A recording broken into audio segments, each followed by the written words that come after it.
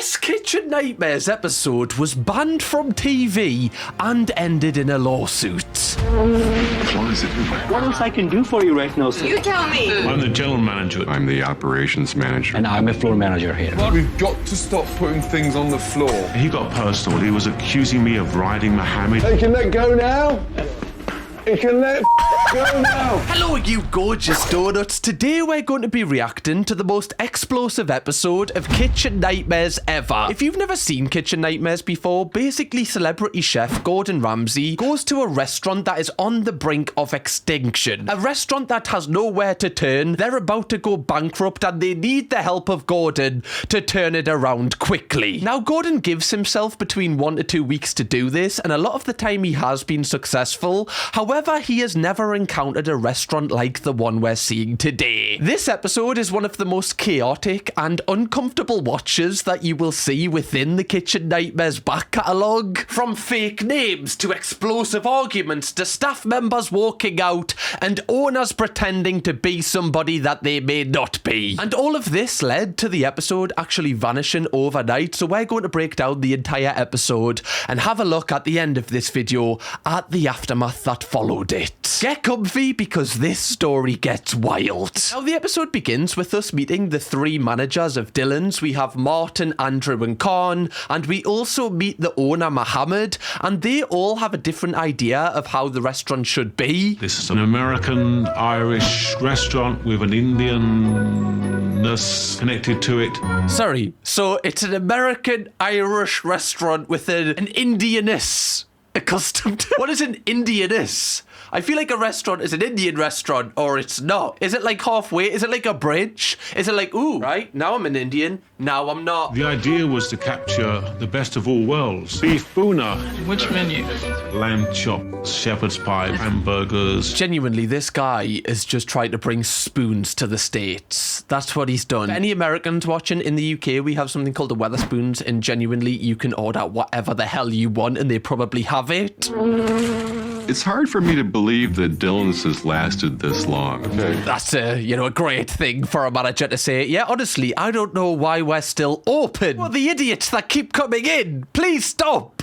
That's great marketing. They should put that on a billboard. Honestly, I don't know why people eat here. I've once had that before, but it was like somebody who worked at watched the videos, which I was obviously very appreciative of. However, after I ordered my food and I was at the last window in the drive-thru, he handed me my food and went, "Oh, by the way, mate, I would never eat anything from here." And I was like, "Oh, why?" And he went, "Oh, it's just pretty disgusting once you know how it's made." And I was like, "Oh, thanks, mate. I'm going to enjoy my chicken nuggets now." I was like, why would you say that to me? Like, I can't eat it now. Why would you hand me the food and go, "Nah, I wouldn't be eating that if I was you"? That always stuck with us. Anyway. My family, we started this restaurant to make a new life. The restaurant is not doing that well. I mean, technically, it is a new life. It's just a worse life. You know, you asked for a new life. You didn't say a better life. You kind of got what you wanted, Mohammed. Now, the first red flag that I have seen from this restaurant is how many managers the restaurant has. Even the staff say they don't know why there is so many managers. I'm the general manager. I'm the operations manager. And I'm a floor manager here. So what we doing? Are we just using what's in our LinkedIn profiles to say what we do? I'm the operations manager, but I'm the general manager. They're just such vague terms. I don't like to work here because everything's so messed up. Already you can tell that this restaurant is in dire straits. Like, if this was a school, Ofsted would have came in and shut the place down. I think in an ideal world, Martin would be an ongoing character in a reality TV series. Martin. I think he's basically inferring that he should be like Michael Scott, you know, like he's a manager, but everyone's laughing at him, not with him. Now we find out that manager Andrew is the only manager who seems kind of competent doing what he's doing. He basically fixes the equipment when it breaks. He processes all of the orders. He also sometimes has to cook the non-Indian dishes because the chefs don't know how to cook those. So if someone wants a burger, I imagine,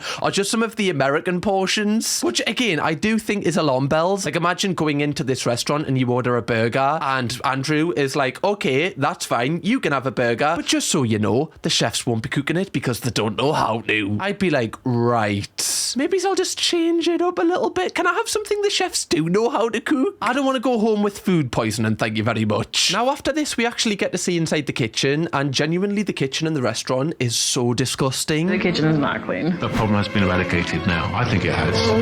Where's the fly?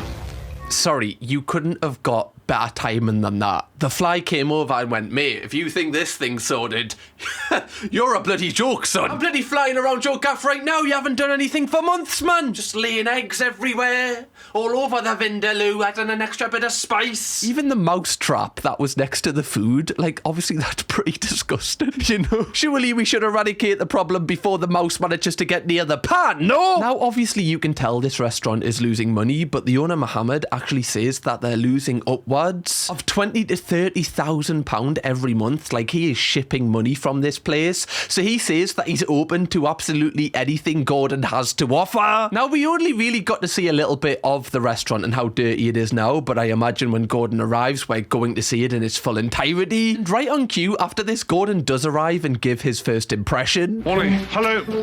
Gordon Ramsay, Martin, General Manager. This is Dillons. Dillons Indian Restaurant. I mean, it's absolutely rammed, isn't it? I don't know. Have you got a seat? Should I have pre-booked? No, to hear myself in here with everyone, you know, talking. I seem to be a fairly intimidating guy, and that's exactly what it was. Gordon definitely has a presence about him. I don't know whether or not I should be terrified. I feel like if you're a waitress, you have nothing to worry about as long as, you know, you do your job. Like, Gordon is never rude to the waiting staff because he realizes that they have nothing to do with the success of the business. Like, their job is to, you know, obviously just make people have a good time there. They have nothing to do with the kitchen or the operation side of it, so you can't blame them for anything. Whereas every customer probably blames them to their face, so it's probably a welcome change getting Gordon Ramsay coming. Let's sit this table, shall we?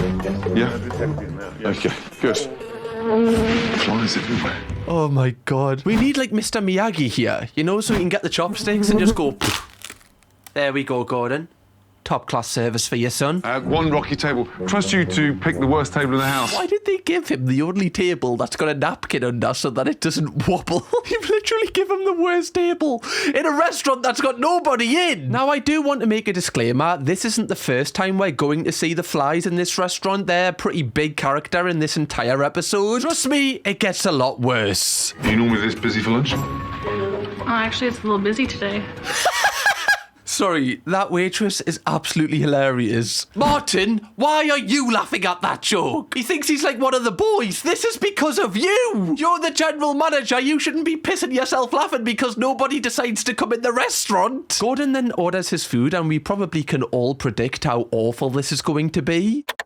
This message is sponsored by Raycon. With the Super Bowl and the Winter Olympics this month, it's the perfect month to feel inspired and really level up your routine, donuts. I know with me, I'm getting back into the gym, I'm trying to feel better, and the one thing that motivates me and keeps me focused when I'm in the gym is music, is audio. Like, I need a good pair of earbuds, and that's why I've been using Raycon. Honestly, these earbuds have been a game changer for me going to the gym again. And honestly, I've been using them every single day just for general stuff, like when I take Cuddy out for a walk every morning, I put these in, or when I'm working from home and I want to connect to my laptop, I also just use these. My favourite thing about them is that they actually stay in your ears. One of my biggest quirks with earphones and earbuds is that they don't stay in your ears. However, with Raycon, you don't need to worry about that. Another great thing about these headphones is it doesn't actually cancel out all of the external noise, which I love, because when I'm on a walk, I'm constantly thinking, is someone right behind me? So when I'm wearing these, I don't have to worry about that as much, especially at the gym as well. I don't have to fear that I'm bumping into anyone. It just helps me stay a lot more calm knowing that I can hear the things around me as well as my music. They're also really light as well, and the ear hook actually rotates, so it's very comfortable and you can fit it to you know, fit your needs. I've also found the battery life on these has been great as well. I've managed to get up to 36 hours,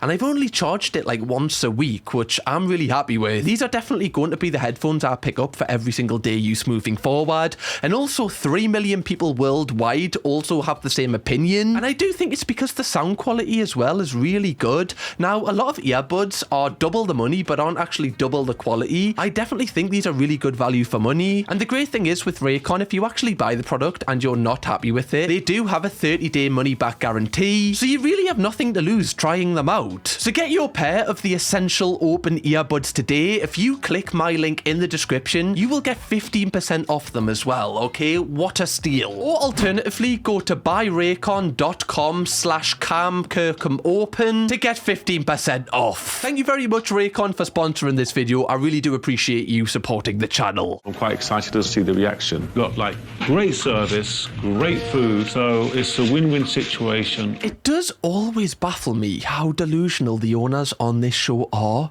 Like, surely if you have great service and great food, you know, two of the only real components that you need for a customer to be happy, why aren't you full? Why don't you have at least one customer in? Looks like it's been plastered with hospital linen. That's where the customers go after they come out of this restaurant. Genuinely, like, this looks like the set of Dexter after he's murdered someone. For anybody that hasn't seen that TV series, whenever he murders someone, he normally, like, covers the entire room in, like, white stuff so he can obviously just act like he was never there in the first place. Genuinely, Dexter Morgan could turn up and I wouldn't be surprised. Why would there be salmon? He must have looked into a crystal ball because he ordered something that we didn't have.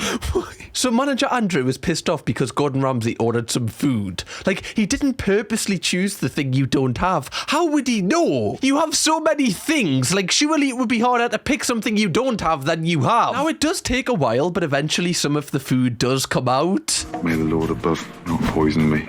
Amen. In terms of beauty, it's not exactly an Indian classic, is it?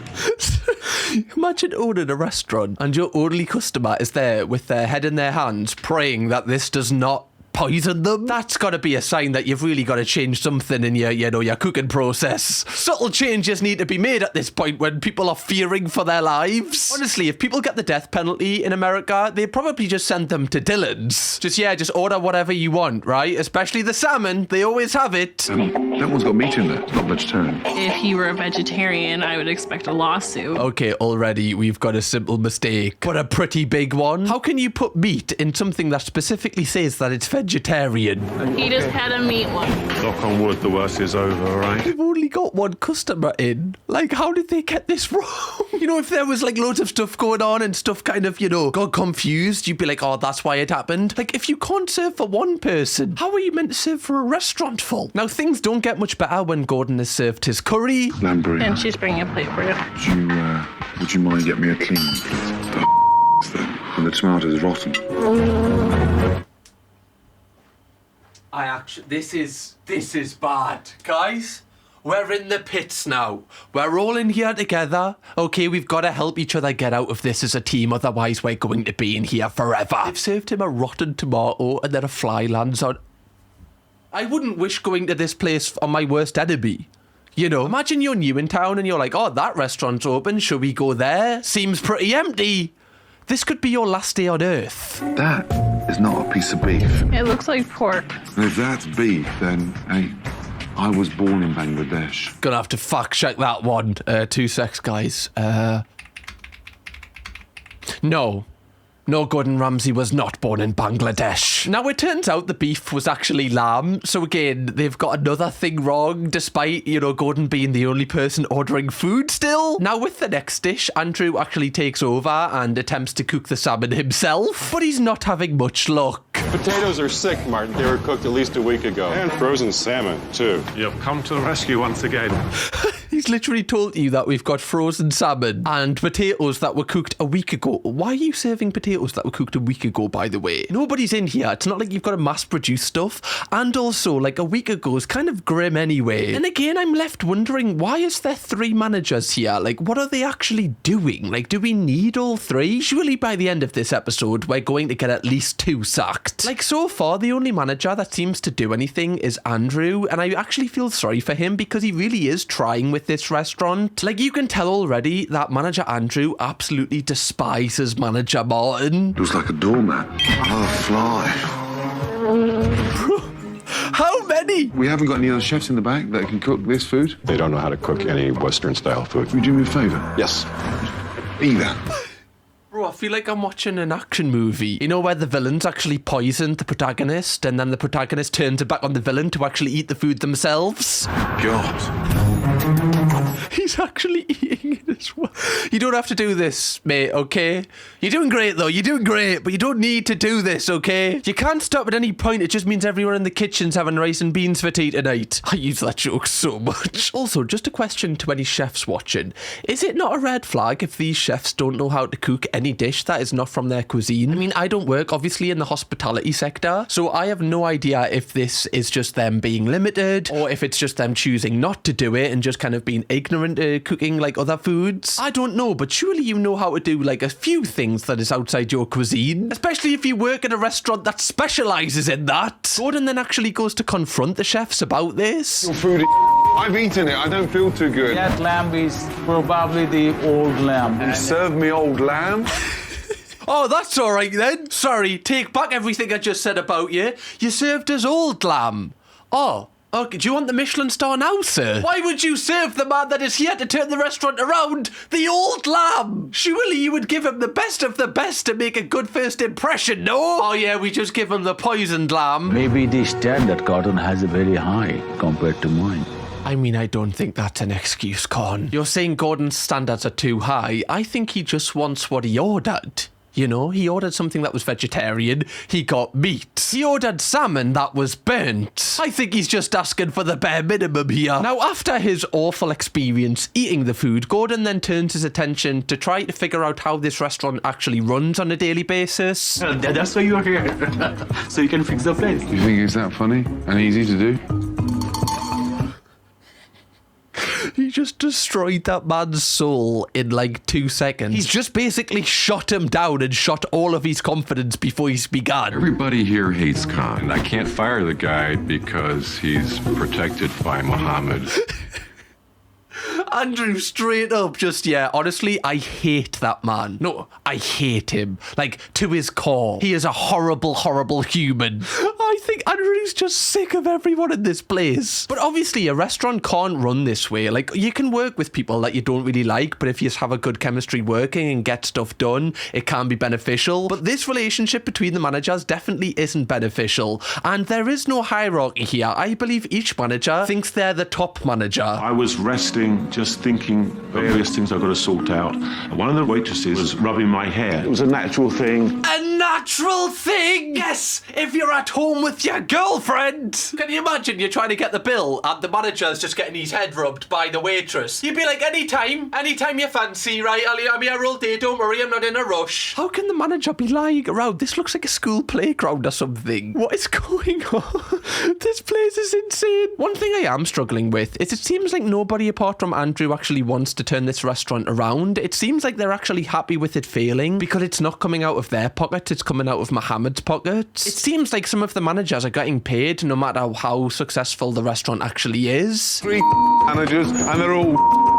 And now we actually get to see the restaurant like during a service. The first thing you kind of see is that all of the guests are really confused to what they actually like can order because there's so much and the menu's so big. And when the guests do get their orders in, the kitchen just can't handle it. Okay, Farouk. Oh, holy Moses. What the bloody hell are you doing, son? Why are you cooking it on the floor? That makes no sense. Cook it on the bench, you idiot.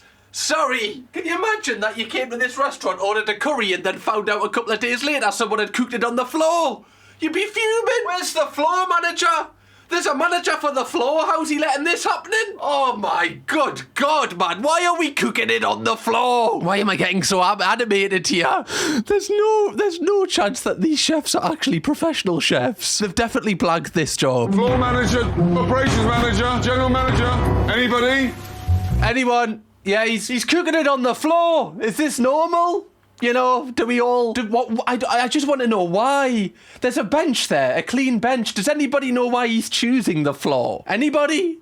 Anybody at all? That's what I'm intrigued by. Like, do you get extra, like, spice at that level? You know, I don't know. Is it just kind of like the, you know, the zero center of gravity? It just kind of makes the food blend a bit more. I'm so confused. I'm not gonna lie to you, Donuts. I don't know why you would do that. I've never seen this technique used ever. But next time I do watch like Bake Off or MasterChef, I am going to be criticizing if people don't cook on the floor now that I know that this is a hidden tactic. That we've got to stop putting things on the floor. It could be dangerous too. It's very dangerous. Yes. Are they putting more stuff on the floor? How much stuff is on the floor right now? We have benches for a reason, guys, okay? It is dangerous as well. Like, imagine you've cooked this curry and then, I don't know, you go for a drink of water and you're like, oh, put me bloody foot in the curry, man. Might as well go for a piss in the curry if it's on the floor. Call it a vindaloo. It literally is a loo. Now, at the minute, we're 40 minutes deep into the service, 40 minutes since people have put their orders in, and no food has actually left the kitchen yet, like not one single meal. I do think that is a good thing from the guests' point of view. One of the major reasons for the delay, kitchen chaos. What happens if the reason for the delay is there's so many things on the floor people can't get past? It's like the Great Wall of China now, you know, or Hadrian's Wall. Like, no food can leave because so many things are on the floor. I think I've cracked it, guys. Maybe they should make me the floor manager. You've got 3 managers, 2 chefs, 8 girls out the front, and no one can delegate. What about the floor manager? Just checking, where is... we need to make sure nothing is on the floor. Where is Corn? Honestly, when he said he was the floor manager, I was like, that seems pretty pointless when you've already got 2 managers. I feel like the floor manager is the most important role in this restaurant. It's the biggest issue we've seen so far. Martin is busy again, not with customers, but with his phone. Oh my God. Genuinely don't know what Martin does at this point. Like, he just always seems to be on his phone texting someone. He doesn't seem to be doing anything. I know his role is general manager, which again is very vague. We don't really know what that entails. But it seems like he's just picking up a paycheck for doing absolutely nothing. So what are you cooking tonight? Nothing. Nothing at all. So what are you doing here? Like, no offense, but you're a chef and you're not cooking anything tonight or preparing anything, so...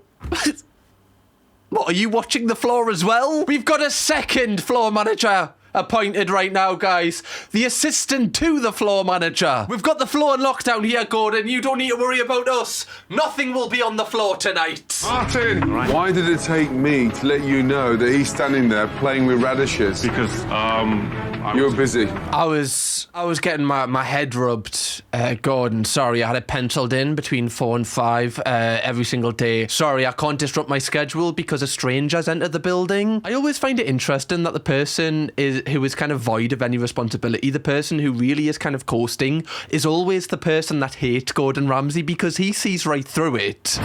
You're such a fake. why are you saying I'm a fake? You've got members of your team standing here getting paid, dude. I love how Gordon just doesn't hold back whatsoever. He just says exactly what he's thinking to their faces. Like, they would never have been spoken to like this by anyone, because chances are if someone did, they would have been sacked. You're taking advantage of a weak, rich man. That's what's just clicked in my mind. He got personal. He was accusing me of riding Mohammed, this type of thing. Just to clarify, I have never ridden Mohammed. Okay, not publicly at least. You know, what we do in our spare time isn't company business. And normally it's Mohammed riding me. Okay, that's enough! General manager. General Tosspot.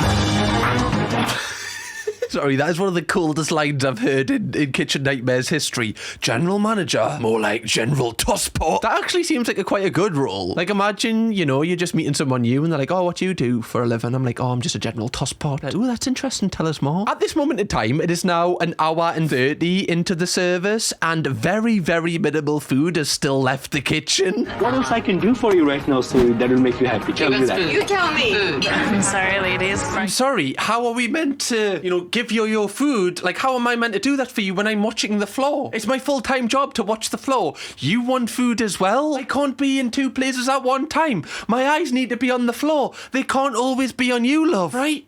Very entitled. The floor is an important job, thank you very much. Oh, God. I don't even know if this is funny. Like, I've said it so many times. I don't know if you're going to be like, can you stop fucking mentioning the floor? To me, this is the funniest thing ever. Hopefully, it's resonated at home. We then see basically all of the guests that did come tonight leave as they didn't actually receive the food that they ordered. And Gordon obviously is just kind of overwhelmed with how bad that is. He actually returns for day 2 to really try and put his stamp on things and turn things things around. But first, he has to have a good look around the kitchen to see what he actually is dealing with here. There was a lot of flies here. What is that? I don't know what is this. What do you mean? You don't know. You're the one that bloody made it. What's up? Don't ask me. Aren't you the one that made it? Maybe.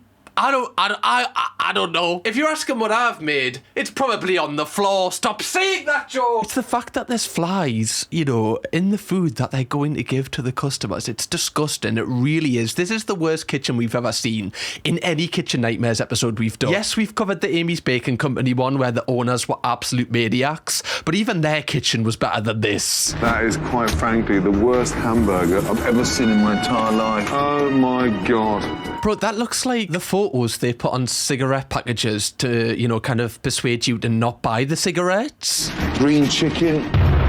Green! What goes on down here?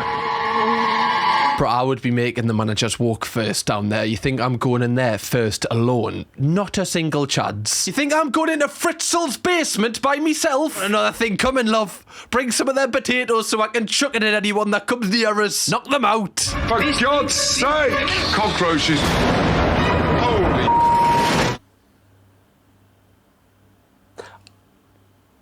I'm actually speechless. Genuinely, that is the most disgusting thing I have ever seen. Just imagine for 1 second you ate at this restaurant at one time in your life. I just don't know how that would feel. It would make me genuinely feel disgusted. Even if it was like a year ago, I'd still think the remains were left in my body. I'd be thinking like, you know what? Ever since I ate at that restaurant, I was never the same again. I feel like I'm a lot more tired now. Should I go and get checked out? I do feel sorry for Mohammed, the business owner, though, because I do feel like a lot of people are kind of taking money off him, and they're basically saying like, oh yeah, we can handle all of this, but they're not handling anything. They're just getting paid for nothing. They're not well equipped to do this job, and they're just taking his money, and he's none the wiser. Yes, he has to take some responsibility because, you know, he's decided to open this restaurant and it's his money that's going into it, but I do think he's being used by every single person around him. Gordon now ventures down to the basement of the restaurant. I don't want to see this. Is that for rats or mice? Food for the catch your rat. So we have got rats here. Let's everybody just calm down. We're gonna get there, guys. Don't worry, it does get worse. Look at them all. Everywhere. Oh my good God. Look at the cockroaches. I'm like, genuinely, you know, when I'm a Celebrity couldn't go to Australia for like a few years because of COVID, they should have just done it here. Genuinely, like, I would have been like, oh my God, this is much worse than the jungle. Oh my God, look. I got one in my hair. It's cockroaches. Oh, I feel like I'm itching. Oh my God, look. There they are there. In refrigeration. Oh, I feel like I need a bath. No, genuinely, I feel like I need a bath. I feel like they're on my skin. They're on my skin. They're on my skin. No, they're not. They're not. How can it keep getting worse? Like, how are they in the fridge? I don't actually think that Mohammed knew that it was this bad. Judging by his reaction, like, I don't think he actually goes down here that often. Oh. No. Oh my God. Bro, that is like... Look at that. It's like The Shining. There you go. Imagine how pissed off you would be if you were one of them cockroaches. You know, like, this has been your home for the last few years, and then Gordon Ramsay shows up. You'd be like, oh, Gordon, man! Just trying to make this a home right about now. Putting down a deposit. I've just bought me wife a house here. Now you're coming to disrupt the entire thing. I mean, it's not even a pepper. It's rotten. I don't even know what that is. Look at it. I've eaten here. So, like, there's clear contamination here. Like, there was cockroaches in the salad. Like, how has somebody not been served a salad which has got a little kind of beetle in it? I will never know. They probably have, to be fair. We just haven't heard about it. And again, I'm just going to go back to the point that Con said, where he said, I think Gordon Ramsay just has different standards to what I do. That statement seems even more wild with what we've just witnessed. You're needed right now. I'm needed right now. Yes, needed in the kitchen urgently. Is that customers? Leave, love. If you've got any self-respect for yourself, love, and you want to, you know, keep the years on the end of your life, leave. Unless you've got your Aviva life insurance sorted, leave, love. It's not worth it. Gentlemen, it gets worse than that. Everything in there was putrid. How long has that been in there? Andrew's the only manager that actually is like saying like, yes, it's disgusting. Like, how we're operating is genuinely terrible. Everybody else is like, oh no, it's not that bad. You know, we're going to get through it. I feel like Andrew's the only one that isn't delusional here, and he knows what the outcome's going to be. The restaurant will close. Where are your standards? Where's that tomato gone? Oh my, how is food still leaving the kitchen? Like, surely you have to kick out all of the guests at this point. It's rotten! So where is it? No! Oh my god! What? No! Sorry, like, the cameraman is evil there. Genuinely, like, I know you're filming a production here. I understand, and it's for the content, and it's great for the TV show.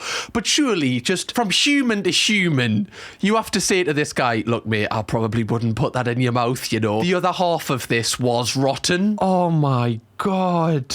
It's the fact the waiting staff knew as well. They were like, oh my god, no. This poor man has no idea what he's just ingested into his body there. That cut, by the way, from a production standpoint was incredible. They're all freaking out about the tomato, and then it just cuts to the man eating the tomato. Oh my god, that is glorious. What do we need, a death in the restaurant before some gets a grip?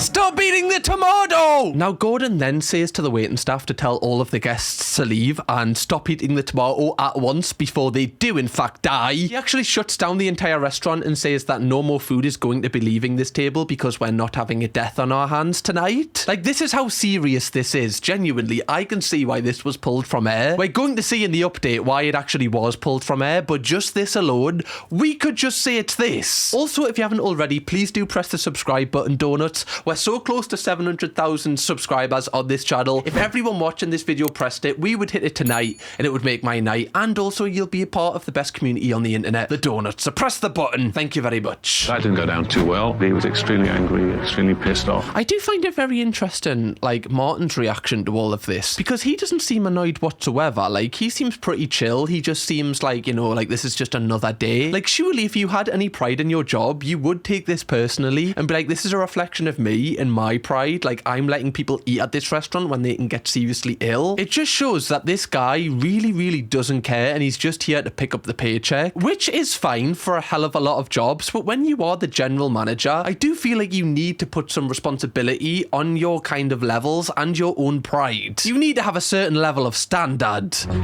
green burgers to berry cucumber to rancid potato. Oh my god, they're just waiting there. We are not going to be serving dinner this evening. I feel terrible that it's gotten to this point. Like, you would be fuming if you were a guest, because obviously you've came out to, you know, have a meal and you've heard Gordon Ramsay's at a restaurant, so that obviously would be a huge kick in the teeth, especially when you're hungry. But when you actually go back and watch this episode, I feel like you will feel like the luckiest person in the world, and you will be thanking Gordon Ramsay for this. It's a nightmare. This is worse than a nightmare. Than a nightmare? What's worse than a nightmare? To be fair, it is. This is like sleep paralysis, like on steroids. Trust me, guys, I've had it a few times. I think I would want that again than to eat at this restaurant. Now, after Gordon shuts the restaurant, he actually goes away and returns later on at the night time in a hazmat suit to totally clean out the restaurant. These guys are professional steam cleaners, yeah? Genuinely, I think you'd have a better time just burning the place down and then just rebuilding it. You know, I just don't feel like it's worth saving at this point. They're dressed like people from Star Wars, for God's sake. Sorry, my friend, what Star Wars have you watched? Oh yeah, I love when Luke Skywalker fought Darth Vader in that hazmat suit scene. No, that was actually incredible. And then Darth Maul turned up in like a double hazmat suit. No, that was sick, to be fair. That was probably my favourite scene. Honestly, I don't mind cleaning in general, like, even if it is dirty. But I think I would struggle with this. Like, I just think all of the bugs and all of the cockroaches, just everything, I think it would freak me out too much. Now, the team starts by throwing away all of the contaminated and mouldy food, and bearing in mind there is a lot of that. And then they steam clean the entire kitchen, and this takes forever because, of course, they've got to do like a few layers because of the levels of dirt this place has. Like, it's never been cleaned. And after this, for like a little bit of, I guess, motivation, Gordon actually takes all of the managers to his restaurant, which is apparently a couple of blocks away, to see how a successful restaurant actually runs and how the managers work in that place. And they do definitely pick up a lot from this. You can see, especially Andrew, he's trying to kind of just be like a sponge and soak it all up. And after this, we then see Gordon show the chefs his idea for the new menu, obviously making it so much smaller. Does he know we're in Broadway? Where are we? New Jersey. No. New Jersey? No. Hey, he doesn't even know we're in New York. I do feel sorry for the chef because obviously he's in a brand new country. You know, he doesn't really know the language. He doesn't really know his whereabouts. He probably has, you know, done like a culinary class or whatever back home. But the bloke doesn't even know where he is, man. So how is he meant to know what he's cooking? He just opened my eyes to what can be done. Modern way to serve Indian food. Like, that is all well and good. And clearly Mohammed is picking a lot up from this. But the alternative that you thought was your normal standard was to have food served that was raw and have cockroaches in and it was mouldy. Like, that's your current standard. So I feel like it is going to take a lot for him to actually get up to this level, and this level is just the base, by the way. I am also worried that the chefs aren't really going to be picking up this information because obviously they don't really understand English and Mohammed isn't live translating this for them, so they're just learning by eye. Oh, Jesus, give a cuddle. Okay, you can let go now. You know. You can let go now. You can let... Oh, bless him though. See, like, you can tell this chef definitely has a lot to give. Like, he really does care. And he's in a new country and, you know, it's very overwhelming for him and he's probably trying to pick up a lot of things that his mind might not be completely on his job. But you can tell that this really means a lot to him. Like, Gordon's just showed him how to cook a scallop and he's ended up crying and has thanked him so much. So you can obviously tell he's a really nice person. So that means you do have something to work with here. Because the worst thing in the world is someone that just doesn't want to try. At least this chef does want to try. Now, to help the chefs with this new Indian menu, Gordon actually brings in a top chef that he knows from the city who specialises in Indian food. This chef is called Vikas and he is going to also train the chefs like mid-service as well. He's going to stay for a couple of days to kind of get them up to scratch, just to kind of improve their standards and hold them accountable if they do try to cook on the floor again. And this very night, Gordon actually gives the entire restaurant a makeover. He also takes away the electronic sign that was outside and he actually changes the restaurant's name from Dillons to Panema. That looks so much better, to be fair. It looks like someone won't be murdered in here now. Maybe the reason why they had all of the sheets up was because they were kind of suspecting that someone would die after eating here. So now that the kitchen's clean, they don't actually need them. Just a theory, throwing it out there, guys. Chef Vikas, the chef that Gordon has brought in, also shows all of the waiting staff and, you know, the general managers his menu and how he's adapted, like, the Indian cuisine to, like, an American palate. So already we're thinking levels above. They're not just cooking Indian food. They're trying to adapt it to their audience. And now that everything is basically in place to, you know, set this restaurant on a road for success, Gordon then tells all of the staff what he expects from them and the standards that are required now. You can basically tell he's saying this in front of everyone, but he's basically directing it straight to Martin. When the customers sit down, will you not sort of be so false when you jump on? Just sometimes I feel it's so in your face, it's intimidating for them. You can see that Gordon absolutely despises Martin, like, genuinely. He doesn't even let him answer. He just wants him told. He clearly knows that this guy is taking the piss. Will you attempt to act as a general manager for the first time ever stepping into this business? That is a great morale booster before the opening of this amazing new restaurant. But there again, like, Martin all of the time kind of plays the victim card. Like, yes, these are some very stern words that Gordon is giving you right now. It's a lot of criticism, but it's not without reason. If you were really trying and you were really putting your whole heart into it, I would feel a little bit more empathy towards you. But you've coasted for years now, and all of this is just karma for taking advantage of the owner for these years. No one is feeling sorry for him right now. You're giving him such a hard time and it's making me angry. That's with him, not with you. So would you mind keeping your nose out of my business? I do find that interesting though, because we rarely ever see like a member of staff stick up for the kind of problem manager in any of these Kitchen Nightmares episodes. So I do think you can read a lot into that, and it kind of sways my mind a little bit, because clearly the people that work here do like Martin, so he must be quite a likeable person and they must like working for him. It just seems like the other managers don't like him. But then again, do the staff underneath the managers like Martin because he's very chill and he does nothing and he's their friend rather than their manager? It has kind of torn my head a little bit that he has had a little bit of backing from a couple of people there. We do the job right. Absolutely, Def. Thank you, Mohammed. I've been waiting for that for the last week. I'm really pleased that it came out. I do think that he is really picking on Martin in terms of like the other managers also are pretty useless, but Martin is getting the brunt of it. I think it's because Martin is more like in your face about it, whereas the others kind of hide how bad they are. Now we are going to see how Martin actually responded to this episode once it was released which is really explosive at the end of this episode. Now, after this chat, we then get on to launch day, and to market the new opening of the restaurant under its new name, Gordon has actually hired a bus which he's driving around town with a big banner on saying brand new opening to try and drive some traffic to the restaurant. Again, things like this you kind of take for granted with this show. Like, this would have cost a lot of money for the restaurant to do, and they just get this marketing for free. We needed that more than anything because I think all of our spirits were so broken. Although this is great marketing for the restaurant, and even if they do turn it around by the end of the episode, I just don't think I would ever eat here just because of what happened in the past. Like, the first impression was so strong, I don't think I can get my head round this not being like that. And once they actually have their opening night and the restaurant is serving food, all of the food is going out very quickly, people are enjoying the food, the service is great, and also the customers are constantly giving feedback, like going out of their way to say how much they're enjoying this, which obviously is a really positive sign, especially from where we've been. However, because there's a lot more people here than usual, it is very overwhelming, and once the orders stack up, Martin just gets too overwhelmed and he's confusing everyone, and he's kind of making this a sinking ship again. Martin, come on! Oh my god. How'd that happen? Sorry, right?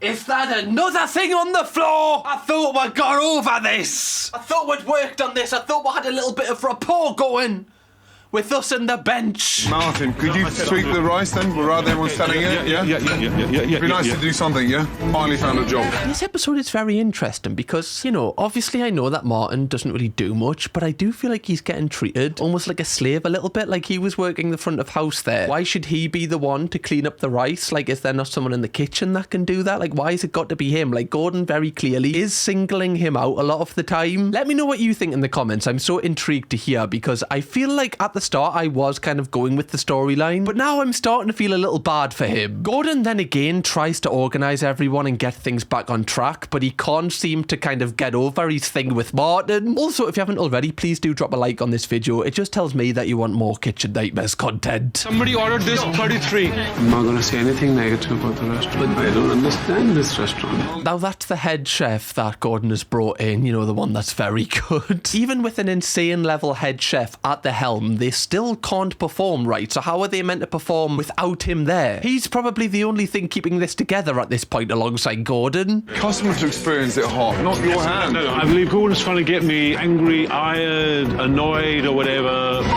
I do think there is little things that he's doing, like why can't you have that conversation after you've served the food? Like, you've had a 5-minute conversation there while holding the rice. Like, could you not take that over the table and then have the conversation? You don't need to be rushed. But I do feel like Gordon, any single chance he gets to pick up on something Martin's doing, he is doing that. But again, Gordon spends the entire day with these people. He sees these people fully without being edited. He knows exactly what they're like. But it's clear at this point that Gordon really is gunning for Martin, and now he's taking things into his own hands. Can you manage this place? Just stop blending in and stand on your feet. I will try my best to convince Chef Ramsay that I can run this restaurant.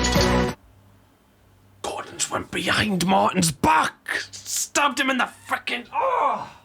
What? Feel like I'm watching June or something, just stabbing the king in the back. Where's Timothy Chalamet when you need him? Now, Gordon obviously is testing to see if Con can be the general manager here, and if they can kind of, you know, let Martin go, because he doesn't think that, you know, he does anything for the restaurant, which I do agree with. I think Martin definitely is out of his depth when it comes to running a restaurant. I genuinely just think he doesn't have the capabilities to do it. But even more worrying, I don't think he has any motivation or anything. I think he just wants a relaxed life, and being a general manager of a restaurant is not that. Now, when Con actually takes over the general manager role, food is leaving the kitchen, things are a lot more organised. Con seems to really have this kind of delegation tactic down to a T. He can tell people to do stuff without worrying, and he also doesn't get his head rubbed by the waitresses every minute, which does help. I think Con just needed that kind of boost, like that kind of kick up his bum to like get out of his comfort zone, because clearly he's got the, you know, the capabilities to do it. He just needed somebody to believe in him. Now he doesn't have to watch the floor 24/7. Should have made this video a drinking game. Every single time I say floor, you have to drink.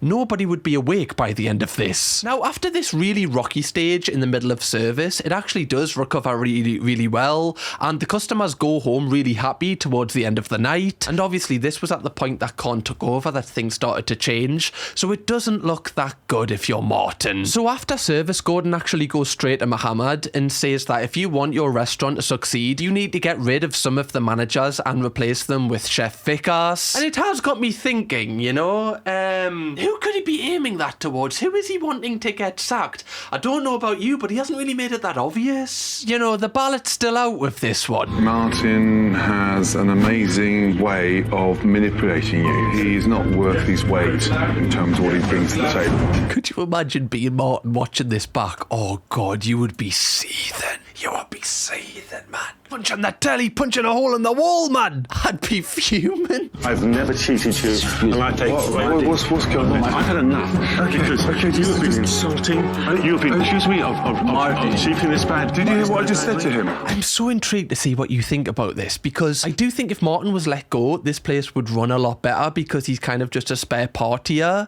Like, they don't need him, that's facts. But also, if you're Martin, I do feel you're well within your rights to go over to the table and be like, sorry, can I be a part of this conversation? Like, you're talking about me here. And I do think Gordon has been very rude to Martin. Has Martin warranted this grief? That's where the question lies. Like, does he deserve it to this extent? Ran it, you sat in it. Yes. You wasted it. It wasn't always like this. It spiraled out of control. I think Gordon really is trying to kind of, you know, get him to blow. It's really uncomfortable, this conversation. I've never really seen Gordon get so annoyed at someone. Like, yes, he obviously shouts and stuff, but I think very little affects him, whereas I think the presence of Martin really gets under his skin. And I don't know if this is because, you know, when he was running restaurants, someone might have been like this and has really burnt him, and now he sees a lot of that in Martin and he's trying to kind of just release some anger. I don't know, but this is uncomfortable. But again, Martin is useless at his job. That's what kind of is tearing my mind here. This is my last tonight. Okay, please tell the owner, not me. I'm out of here. I quit. I think Gordon Ramsay is full of... This is the most, like, explosive ending to one of these episodes we've ever had. Again, I can totally understand Martin's frustration here, but he is a big factor into why the restaurant is failing. However, Gordon did blame the mouldy food and everything purely on Martin, and I do think he has to take a huge responsibility for it, being the general manager of the restaurant. But there is 2 other managers and a whole kitchen staff that should also, you know, take some responsibility for this, that Gordon has never really directed his anger towards. It must just be because Gordon spent so much time with them and he's seen what he's actually like, and that he just takes the piss, that Gordon's had enough of him. And he's probably seen in the other 2 managers that at least they try. Now, it is interesting to note that after Martin leaves, the restaurant actually performs better than ever. Like, they have the best reviews they've ever had and the service is smoother than ever. So like I said, without Martin, this restaurant probably is a lot better. But did he deserve the actual, like, heavy hatred that was directed his way? I think the jury's out on that one. I would say that chicken masala would rival any chicken masala in England.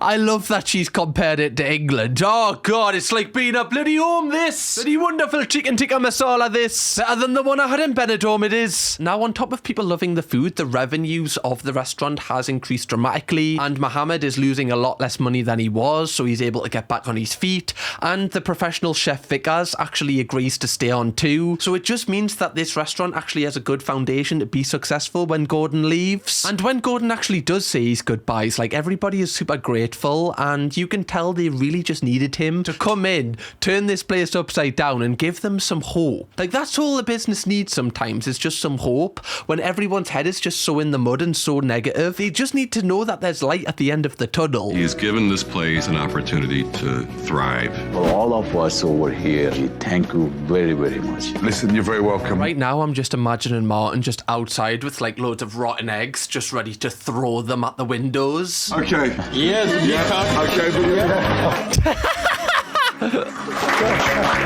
I love that they ended it on that tongue, because that was one of the best scenes in the entire episode. And that Gordon was the one that instigated there. Now, the episode actually ends here. We don't get an update to see how the restaurant is doing now. And this is for good reason. As like I said at the start of this video, this episode was actually pulled from air. It wasn't quietly just fizzled out. It was pulled immediately. Now, we're going to get onto why that was, but I do want to say, in the short term, this kitchen, this restaurant was a success, and they saw a lot of revenue come after Gordon left. And I definitely think you could have called this a Kitchen Nightmares success story, considering where it was at the start of the episode. However, things changed when Martin Hyde, the guy that was in the episode getting all the flack from Gordon, actually filed a lawsuit against Gordon Ramsay for his treatment on the show. There's many articles on this detailing what was in the lawsuit, but Martin says he called out Kitchen Nightmares for hiring extras for fake scenes. He called out the entire team for creating a fake scene, according to the reports.